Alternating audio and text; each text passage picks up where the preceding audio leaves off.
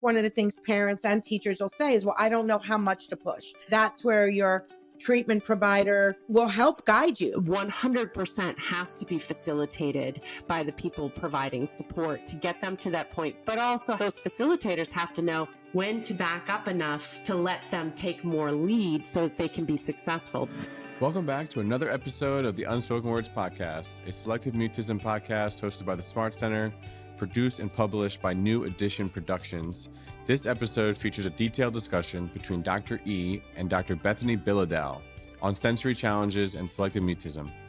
Dr. Bilodeau, or Dr.B, is an expert in human behavior with certifications in face reading, micro-expressions, and relational frame therapy. She holds her Doctorate of Arts in Leadership with her dissertation focusing on behavior change. She also holds certificates in mindfulness, DBT, and ACT, training in CBT, collaborative and proactive solutions, nurtured heart approach, the MAN systems, anxiety management techniques, and trauma-informed services. Dr. B interprets body language, gestures, movement, and the facial action coding system. Her deep understanding of neurology, trauma, and sensory systems is vast. If you couldn't tell, her talent in helping individuals who have faced repeated failures achieve success is sought after nationwide. In today's episode, Dr. E and Dr. B discuss the relationship between selective mutism and sensory processing disorder, signs your child may have sensory issues, tips to help your children with sensory issues, and much more. Before we get started, if you have any questions on anything you hear in today's episode, the Smart Center wants to answer them. Please head to selectivemutismcenter.org/ask Dr. E. That's ASKDRE. We read all your submissions and we do our best to answer them on podcast episodes, blog posts, and on social media. And speaking of social media, make sure you're following the podcast on Instagram and YouTube. We're posting the best clips from every episode on Instagram and even more clips on YouTube. On Instagram, we are at unspokenwords_podcast. And on YouTube, we are Unspoken Words Podcast by Dr. E. All right. Without further ado, please enjoy the latest episode of the Unspoken Words Podcast. Hey everyone, it's Dr. E. Before we get started with today's episode, I have something really exciting to share with you. On Friday, April 4th, 2025, we'll be hosting our all-day Selective Mutism in the School virtual conference offering 6.5 continuing education credits for professionals attending. We've put together an incredible lineup of selective mutism experts and will discuss the assessment, development of accommodations, interventions, and strategies to help the child and teen with selective mutism, social anxiety, and shyness speak in school. So mark your calendar, April 4th, and if you're a parent, be sure to share this opportunity with your child's school staff, doctor, therapist, so they too can attend. Registration details can be found on our website, www.selectivemutismcenter.org, and in the description of this podcast episode. Together, we can create a world where every child has a voice. Now, enjoy the episode. Hello, listeners. Super excited again today. We're going to be having a wonderful conversation about sensory processing difficulties and selective mutism, which I know is a huge topic in this community. And I am excited to be here with Dr. B. How are you, Dr. B? I'm great. Thanks so much for having me. I'm super excited to be here. Big fan of your work. Thank you. Thank you. I got a kick out of the fact that you go by Dr. B and I'm Dr. E. I love it. I thought that was cute.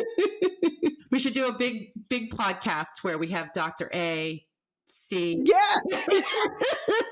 I know. I mean, I don't know about you, but it started for me because Shiphan Blum, my last name, people were mispronouncing it all the time. And I just got to the point where it's like, Dr. E, just call me Dr. E. Yeah, people couldn't say my last name, so it just became. There you go. There you go. So we have so much to talk about, and I don't even know where to start, but we're going to start with kind of understanding the sensory overload connection to selective mutism, because it's such an important concept here to talk about. And part of the reason I'm so passionate, and as you said, you follow my work, is that I don't see SM or being mute as the primary issue to treat. I see that as a symptom. So if you're trying to treat to speak and you're reaching roadblocks, which happens with the majority of individuals, it's because something else is going on that's affecting an individual's ability to socially communicate, engage, and their anxiety and so forth. And the key is to figure that out. So today we're going to talk about sensory processing, which is a tremendous why to the development of SM and why it continues if not addressed properly. When you hear about selective mutism and sensory, talk to me about it. Tell me what your thoughts are in terms of that connection for you. So typically when we end up with children with SM, usually they've gone through a number of years where they've been through the school gamut and it's been a painful experience. People have often been trying to really push them to speak in a way that's super uncomfortable for them and also puts them in a position where it just increases their anxiety and their stress and decreases their peer connections and their connections with caregivers. And they don't feel safe. They don't feel regulated with it. And we don't see that they're having the outcomes that they want to have. So when we're working with them, it's really about making them feel safe and making them feel regulated. And then those other pieces fall into place. We're certainly referring them to experts such as yourself and to the center, as well as to speech pathologists and other things that, might help benefit them and different forms of therapy that can be helpful. But it's really about them feeling safe enough to be able to work through some of those challenges and really develop some of those regulation skills, which sometimes they're so afraid to even try. They can't even take those risks to move themselves forward because they just don't even feel safe enough. And what it looks like for us in schools is either we have students who are sitting in the halls, hiding in school buildings, who are not communicative, who oftentimes are getting to the point where they're actively combative towards people because they're feeling cornered and they're feeling very threatened by other people's presence. Yeah. And so what I hear from you is that avoidance occurs too, because they 100%. don't feel safe. Yeah. And that's the key. One of the things I talk a lot about, and I do this at every single communicamp and every time I'm working with a family, is what is anxiety? People say treat anxiety. Well, what is anxiety for you? It's different than what anxiety is for someone else. And when you have a very large sensory component to your presentation, the anxiety you feel is different than somebody else's anxiety that may have it from speech and language or learning difficulties or being timid, etc. It goes on and on. So it's about finding out, why is that child anxious? That kind of leads me a little bit into the fight, flight, and freeze. And so I thought it would be great for you to, as an expert in sensory, to kind of talk about that and how that relates to communication and social engagement. Yeah. And we really look at it as many of the children that we're serving, they're in crisis, and the educators are in crisis too, because they don't know how to make a connection with this child. They don't know how to make this move forward.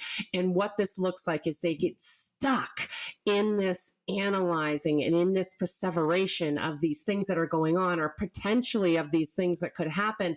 And they're constantly going over this, and they're trying to sometimes solve this problem, but they're assessing it from the perspective of already being in that problem. So they can't often see any solutions or see any way to get outside of that because of these things that are just so concerning to them and upsetting to them. And we start with really basic things like what I call the stance of safety, just how we're interacting with them, how we're standing, how we hold our head, how we hold our hands, and all of those things make the student as well as the staff feel very safe. So then they feel like they can start to communicate with us and build a relationship with us. And then we're doing activities that increase that level of safety. So whether it's caving activities, or we're shrinking the space, or we're reducing sensory stimuli. People don't give enough credit to that, of just when something's starting to escalate, turn off the lights,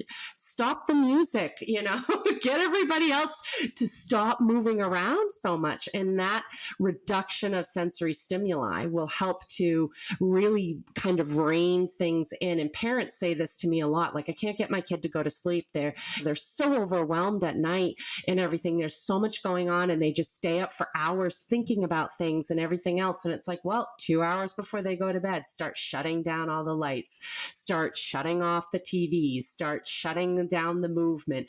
This should be the time where everything is kind of winding down, preparing for sleep, and you're helping to guide them through. Here's some things we're going to think about. Here's some things we're going to focus on, some things that are easy but yet enjoyable and relaxing to move them to that point so they feel safe and they're able to go to sleep. And for kids with SM, I always say the loud, the large, the lots of people, the 3L environments. And I I say this love that. yeah, because it really is like a way for parents and teachers and professionals that work with these kids to understand that the majority of our children that are sensory sensitive kids, whether they're highly sensitive and they don't meet the quote unquote criteria, they tend to do better in quieter, smaller, less crowded environments.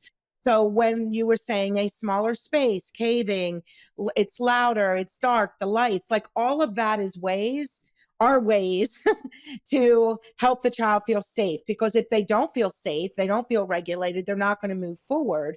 So understanding kind of their baseline stage on the social communication bridge is important. And one of the things I would say is I'd love to talk about symptoms that children present with in school that have the sensory challenging problems that you see, and kind of what parents like look for. Because I think some of our listeners are like, wait, how do I know if my child, I mean, of course, an evaluation is needed if it's really a concern to really figure out the areas of sensory so we can talk about that. But what are the basic things that you would tell a parent and a teacher to look for? Oftentimes I'll ask them, where is the student standing when they come into the classroom? Are they willing to go to a desk and sit down, or are they gravitating to the window? Always. Do they always go to the window? Are they staying in the doorway? Those are some huge indicators right off the bat that something is not right. They don't feel comfortable in that environment. Another thing is if they're of a young age where they're still doing circle time and things like that, can they stay in a designated spot in the circle? Are they getting up and running around? Are they climbing on top of somebody else? Are they doing these things? Because it presents in so many different ways. Or are they in that space, but they're not communicative? They're not making eye contact. They're not able to hold eye contact. All of those pieces are going to lend itself to that. Are they covering their ears? Do they have their hands up against their throat? Those are all signs of fear and everything. So what are we seeing with what they're going on? Are their eyes exceptionally widened? Is their chin forward of their body line? I always ask parents that. Is their chin carried forward of their body line? And is it not part of their physical makeup? It's something that they walk. Do they walk with their shoulders ahead of their hips? Because that's usually a telltale sign that their anxiety is heightened if those shoulders are ahead of the hips. Are they walking on the balls of their feet? If they're walking on the balls of the feet and they're circling, I'm always like, ooh, bad things are going to happen. we're going to see that they're going to get really wound up, and they're going to be very, very uncomfortable very quickly, and they're going to be extremely dysregulated. So if you see that circling, step in the middle and say, hey, how you doing? I'm so glad to see you today. Let's go do this activity together, and connect with them, make them feel safe, and then engage them in some sort of an activity to get them transitioned back in. I'm kind of big with like the terms and the words to help people connect. And I'm hearing look, listen, and learn. As a teacher, look, listen, and learn. What is your student telling you by what they are or are not doing? What do they look like? And the same with parents. I mean, so many times when you hear the term selective mutism, it's they're not speaking. What can we do to get them to speak? Say hi to your teacher right away. Go up to your peer and ask them how their weekend was, and sit in the group so that you're part of it.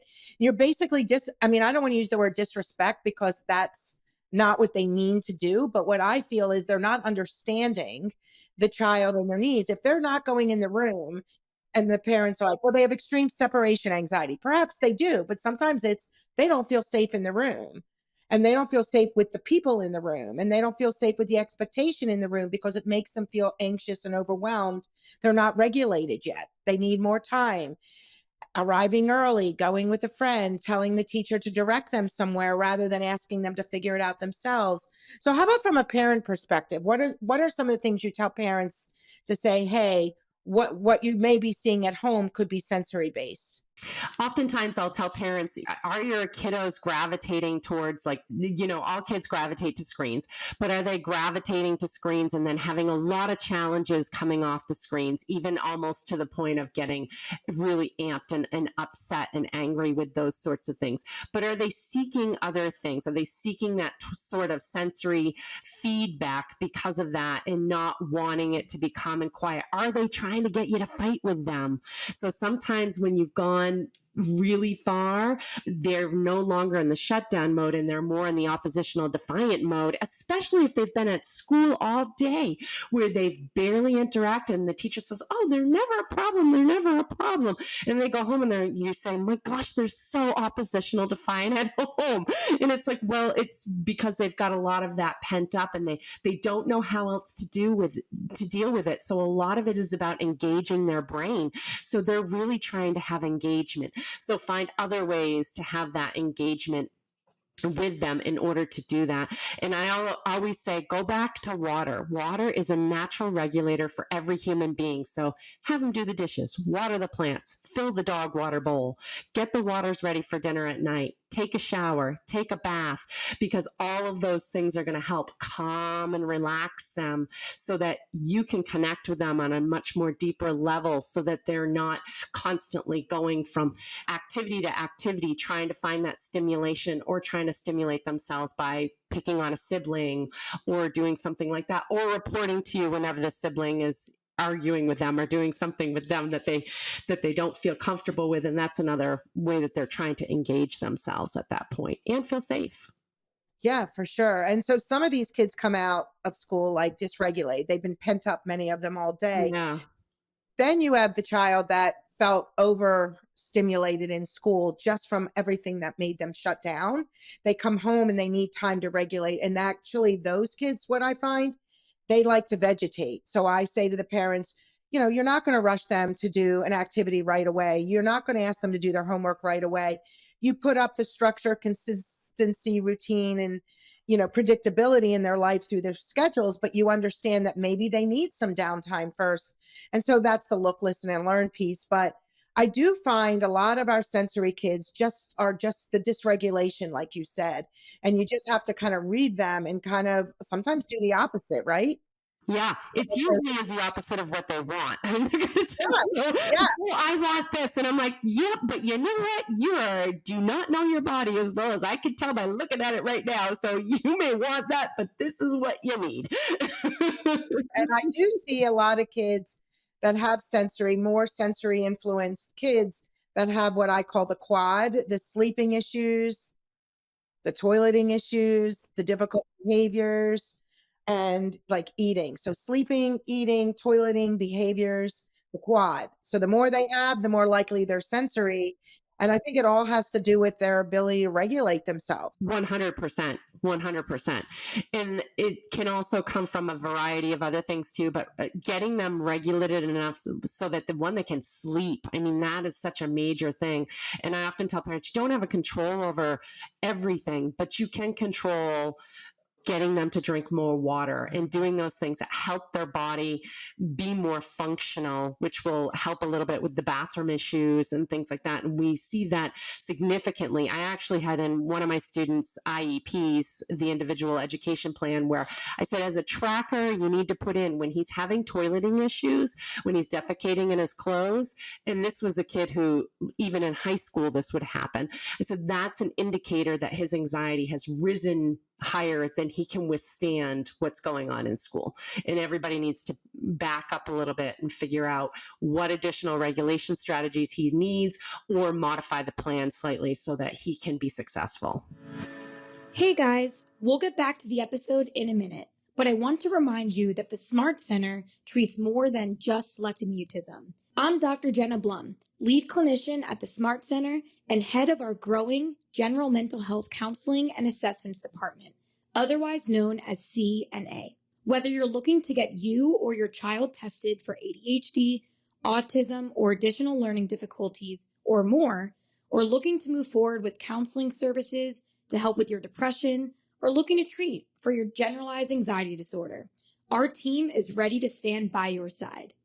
So please find counseling and assessments at the Smart Center in this episode's description, or head to counselingassessments.org and book your free complimentary call with our team today. All right, enjoy the rest of the episode. I'd love at this point, just because we've talked a bit about the sleeping, the toileting, the behaviors, the eating issues, kind of some tips for parents specifically, because that's the majority of listeners. You know, we have educators, we have researchers listening, we have treatment providers listening, but a lot of individuals listening want to understand, how do I help my child with like the eating issues, with having sensory issues? Talk to me about sensory and eating. So with the eating piece too, I always say, go do the due diligence first. Make sure that there's no food sensitivities and make sure that there's no allergies going on.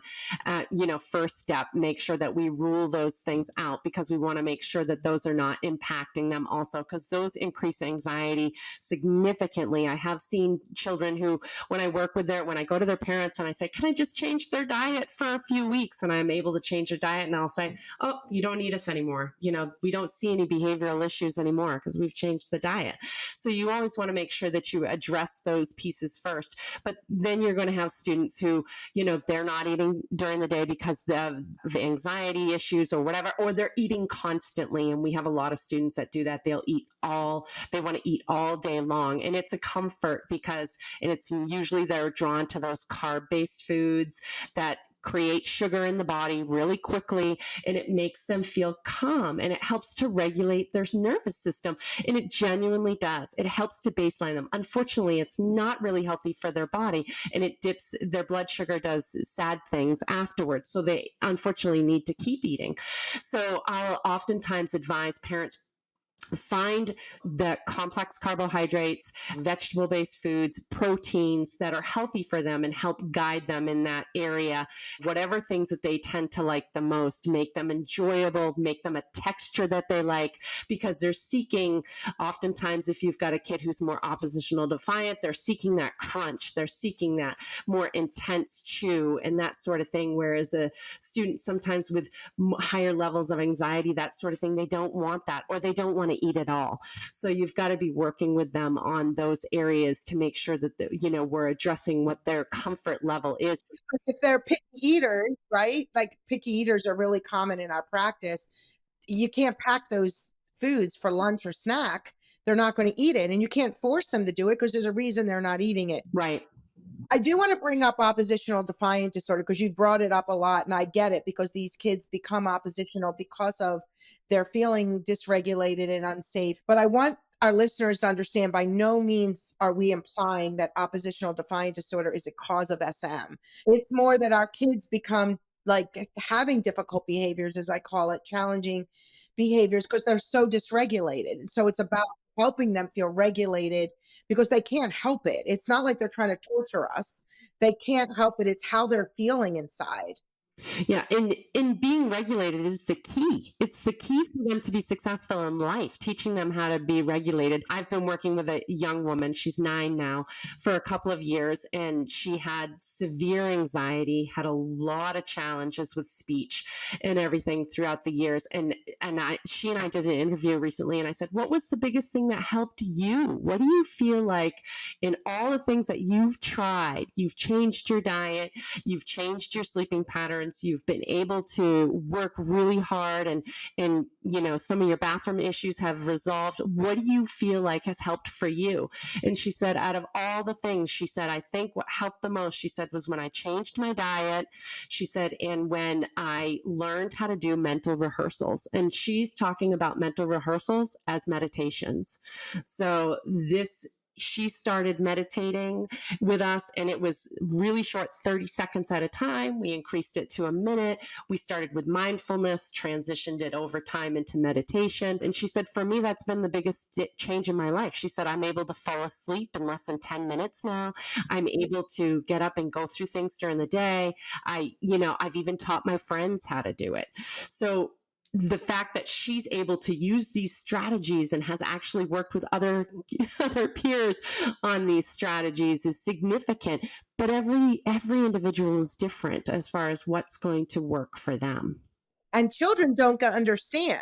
So they end up reacting behaviorally because they don't have the skills and the tools to say, hey, mom, I really need time to decompress and just listen to soft music. Or I need to go out for a walk now in the neighborhood because that'll help regulate. They can't do that.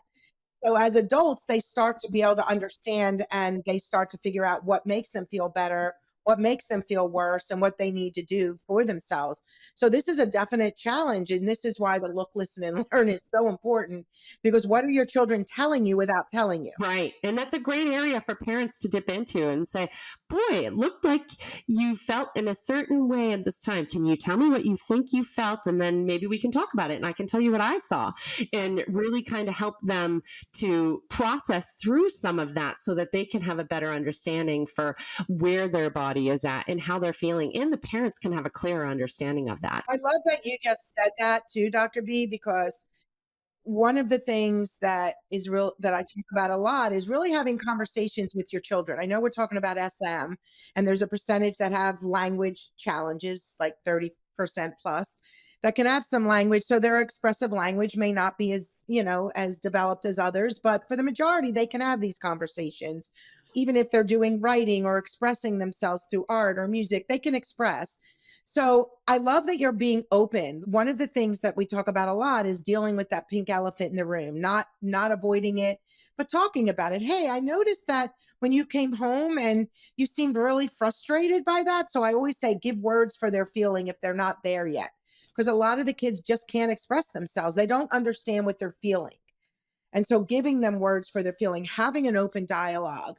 Hey, let's try this together rather than you need to, or you should, or why are you doing that? Where they feel attacked and they then become more avoidant and they don't open up. So I love the way you just described that to our listeners about having that dialogue openly and really saying, hey, let's talk about this. I know this is hard for you. I know this can cause you frustration. How about this? Let's try this. Yeah, many of them, they say that they feel like part of the reason why they don't communicate as much is because they feel like the expectations are so high. They're like, I can't ever achieve it. If I can't ever achieve those expectations, why would I even try?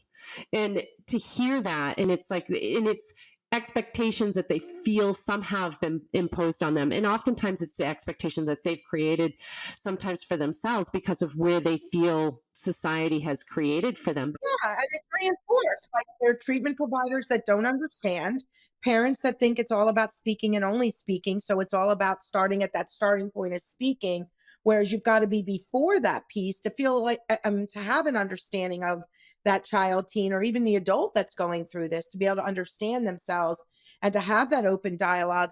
When you said this to me, it made me think about, like, at every single communicant, one of the things we say is, when you see your children, talk about what you learned. Tell them, wow, you know what? I didn't realize when I was doing this may have caused that. Or, hey, I learned a lot about the social communication bridge. And then that opens it up to, they also learned about the bridge. And I realized that when we're out and about, let's say at a restaurant, and I'm asking you to speak, hey, why don't we bridge down and try it here? You're still on the bridge. And you see the children open up and feel safe to open up to their parents because the parents are understanding them. And it isn't just about speaking, because many of these kids, like you said, they can't, whether they're in an environment that's causing them to shut down and feel dysregulated, or they can't articulate it, or they can't process the information in the environment. So all of a sudden you start meeting them where they're at, Dr. B, and it's amazing how these children start to open up, and that lowers their anxiety and avoidance. And then they feel safer and they're able to trust the process more and take those leaps. I get Absolutely. excited. Notice? Yeah. I do see that. It's great when you feel like you've made that connection and that individual says to you, I can see that. I feel that way too. I feel connected to you. And I had a recent experience with a student who'd had a horrible experience in elementary school and was in middle school now. And he would bring it up periodically. And I looked at him one day and I said, I don't know if anyone's ever told you this, but I'm telling you it. I'm sorry that you had that experience. Yeah, I'm sorry. I love it. I'm so sorry that you had that. How you were treated was wrong. And he started to cry, of course. And then anytime I would come into that program afterwards, he would immediately be like, I want to talk to you about something. And we would have this conversation, very deep conversations about things that were going on. But for him, it was really about someone taking some ownership. I didn't have any ownership over the elementary program, but he needed somebody to say, what I felt happened in my head wasn't okay. Somebody please validate me on that. I need to be validated, and I need to feel like I can move forward from it now. Yeah, no, this is like a whole separate conversation about helping children feel validated and accepted and meeting them where they're at rather than having these expectations that are probably unrealistic, at least at the start. Yes.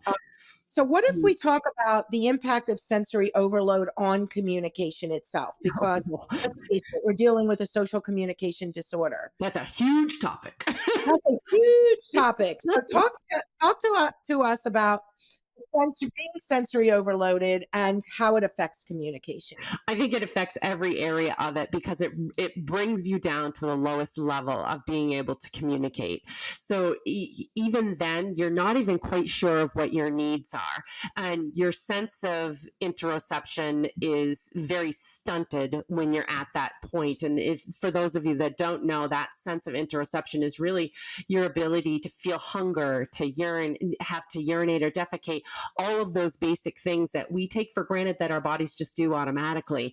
And when you're in sensory overload, your body can't process any of that. So you're at a point where not only could those things potentially happen, but you also feel the shame and guilt of not being able to process through, and you remember it afterwards. My gosh, you go through that experience and you remember, oh my gosh, I did this when I felt that way and I feel terrible about it. So now I need to go through the justifying process of it all. And unfortunately, what ends up happening is it usually leads itself to another incident if you don't have interventions that are customized and going to work for that individual. So, social engagement, which is the precursor to communication, right? The act of engaging, we talk about handover, takeover, helping the parents place the child in the front line, giving the student the ability to be more on the front line in a safe environment, because these behaviors become very conditioned. So, even when they can begin to do it, they've learned not to do it, so they don't. And so it takes, I say, don't wait, facilitate. It takes the parent, it takes the educator to facilitate the next steps and the state and the interventions. And so those acts of social engagement may be impaired when these children are not able to process. They're dysregulated, they're shut down. So the act of communication, not even nonverbal, they can't even engage. Yeah. Yeah, absolutely. Yeah. And So why aren't they talking, Dr. B? Yeah. So they're not even engaging. They're not able to hand take. They're literally sitting there like unable to do something, or they're so dysregulated, they're all over the place. But for our population, I would say the majority are more shut down, especially children, because older children begin to kind of live in their avoidance. So they know what they can and can't do. So they don't even look anxious, even if sensory was the underlying factor in the beginning years. If they grow into their sensory system, some of these kids, and they can do more, but they're so conditioned not to, they don't even know how to have the give, take, back, forth, and they have to learn it. And usually it builds on itself. So when a situation like that happens, you have one person who's trying to interact. They don't interact. They call, somebody else comes in to try to interact. And you end up with 2 or 3 people where the person might have been able to move themselves out of it. Now they absolutely can't. And the next time they have to, the expectation is that much higher. And the stakes are that much higher for them because they didn't do it the last time. So 100% has to be facilitated by the people providing support in that environment to get them to that point. But also those facilitators have to know when to back up enough to let them take more lead so that they can be successful. Because well-meaning, we end up oftentimes starting that facilitation, but then taking over that step. And unfortunately, the person then feels like, I can't do it again. And this is where I'm at this point again. So being able to help them, lead them through that process and be able to back away. I think that's harder for caregivers to do than anything else. Back away. Absolutely, that whole social buffering and doing for them. I call it the passenger in the car versus the driver in the car. When you're a passenger in the car, you're just kind of going with the flow. You're not even thinking about where you're going, so that when you're on your own, you don't know where to go because you didn't pay attention. You didn't have the opportunity. So we have to help our kids become the drivers and lead and become a more independent, confident social communicator. But when they have these sensory challenges, it's about meeting them where they're at. And I think one of the things parents and teachers will say is, well, I don't know how much to push. I don't know how much to do. And that's where your treatment provider will help guide you. Like, you give them the goals. This is what we're working on. You read their body language. I mean, if they're sitting there, like you said, like straight face, no expression, staring into space, that fear, deer in the headlight look, no, that's not the time. That's more of giving them time to acclimate and looking at their environment. And but what happens is, when you push too much, you're causing more anxiety and avoidance, because you remember what you experience. What's that statement? Fear begets fear. How about some self-regulation strategies? How strategies that the kids can use themselves and the parents can, whether it's meditation, adjusting their environment. You touched on this in the beginning with the light. And those are much later strategies. Like I always tell when parents are like, well, we'll try to meditate. And I'm like, let's do something really simple first. How about drop something on the floor beside them and have them bend over to pick it up? And they're like, what the heck does that do? And I'm like, well, 80% of your serotonin is made in your gut, and you want to help distribute more of it. So pressure on that stomach is going to help that. So doing those little techniques, let's stimulate the vagus nerve a little bit. If they're humming a song, hum along with them, encourage them to hum. If they are rubbing their face a lot, maybe encourage them to put pressure on the front of their head instead. That's going to help significantly. All those really simple strategies, using water, have them hold something that's frozen. Holding something that's frozen signals to your body that it has to relax in order to avoid hypothermia. And so what ends up happening is your body releases a bunch of hormones to help relax the body so that you don't go into hypothermia. So just do an ice cube contest with them for a second. Hold an ice cube and say, oh, how long can we hold it? And try to have a little competition with them for a few seconds with the ice water or something can significantly help. So there's some really simple strategies. And then later strategies, I often say, are like going into meditation or talk therapy with them, those sorts of things, because those can help as well. But they're not at a process usually where they can process language, oftentimes when they're dysregulated. So that's not a great place to start when you're trying to work on regulation. So it sounds like we're helping parents and educators understand what the environment is that will best support these kids, right? And understanding what those signals are when they do become dysregulated, not feeling safe, when they feel sensory overloaded, overstimulated, understimulated. And when they have some of these challenges, especially difficult behaviors, I say to the parents and teachers, frankly, what were the triggers right before? And so I give them a worksheet. What are those triggers? Oh, you know what? They haven't eaten in a while. We just came back from recess and they needed to decompress, but they kept on going. Or, you know what I mean? They were very tired. They didn't sleep well the night before. So what are these triggers that may be exacerbating these behaviors, these difficulties? Yeah, we write up what's called a behavior response sheet, and it is all of the things that their body presents that tells you that things aren't correct.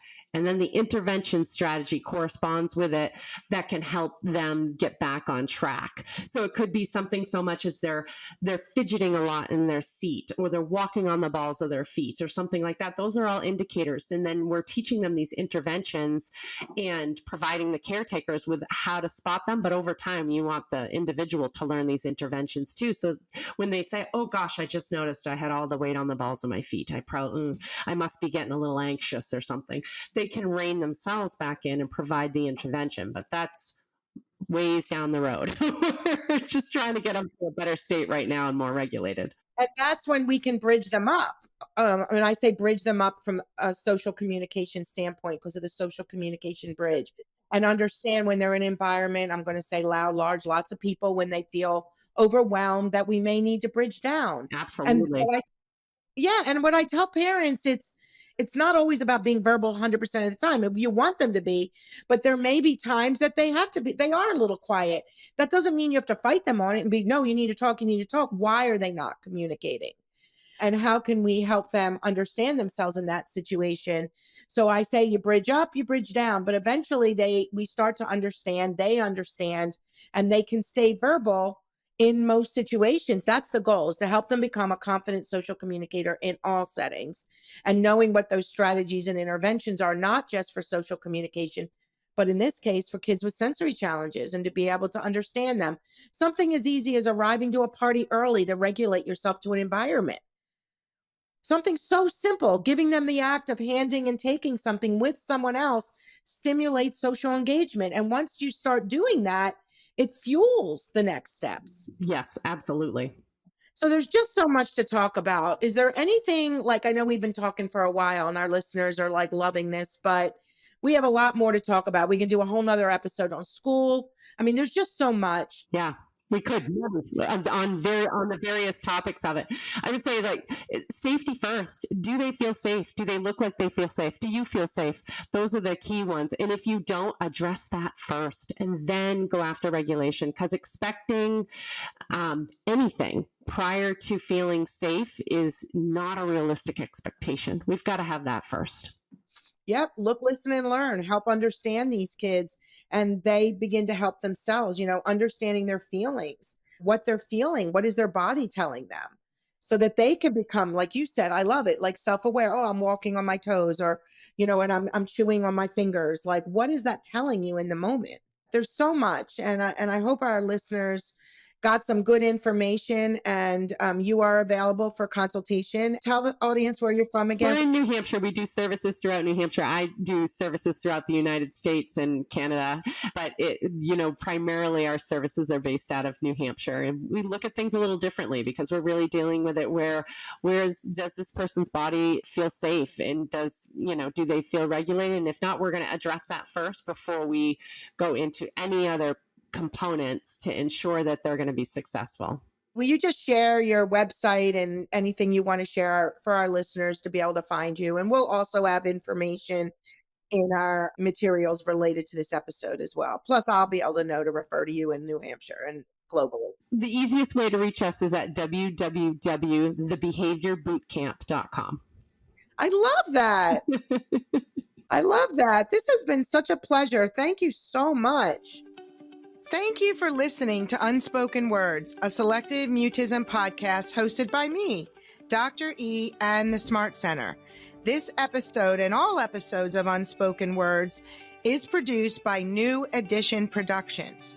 Don't forget to submit any questions you have from today's episode using our Ask Dr. E form on our website.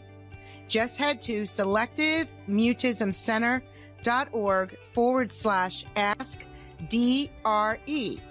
I'd love to answer your question in a future episode or blog post. Remember, for the best of this episode and every episode of Unspoken Words, please follow the podcast on Instagram and YouTube. We are at unspokenwords_podcast on Instagram and Unspoken Words by DRE on YouTube. Or join our newsletter for additional SM content. We release new episodes every other Monday at 6 a.m. Eastern Standard Time. We'll see you next time.